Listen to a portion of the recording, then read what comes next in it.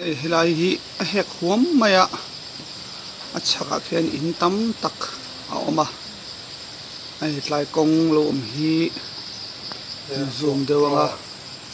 airport road rangwa mall kong kan ti khania hei motor da po an ding thla dewa ti chuanin hei ta hen tui hi ho heu reng maya chuan lei hi aron tlale hek thina tui hian e khuar chara chuan a chung sang ho hiron tlale hek thina ana chhak lok khi kong pui ni to maya chuni wang chuanin a tla hek huam thei din huna ding ka hria a chhak lama khian ki da khian big in alo oma chumi zoa Mara House building hom boka ki Mara House pe chu khi hek bom to a silpolin te an zara ki vaiva kon road zone hoi pan thak na ri ta chang ur kon chuan he ta hian rang mawal kong khana dot ta hei hi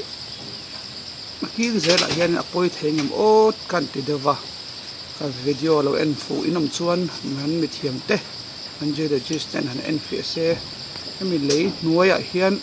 lungin thua thip te alo om to ton e chuan thu ran ni sela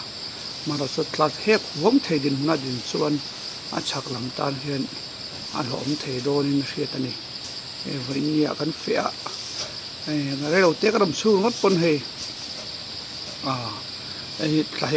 tla hek ang hi aom reng maya tin khi tui hiron luang hum arwa sur chuan khi lama tanga tui chepe na tele ruwa tui zong song ne khan ta hiron luang lut ani mela chuang chuan hi lai hi en fi a thakop in arin omani ti hian hei tui hok hi ti hian ni nen ruwa sur me ka hei ten ha bho tar me ti hian ona sira en hei ten ron luang thaboka lei hi a ei char mai ni hi kong pui hei te motor rodina kong pui ni to atlai ki le wang chuanin alai hi chu en fel thei chuan thak khopang le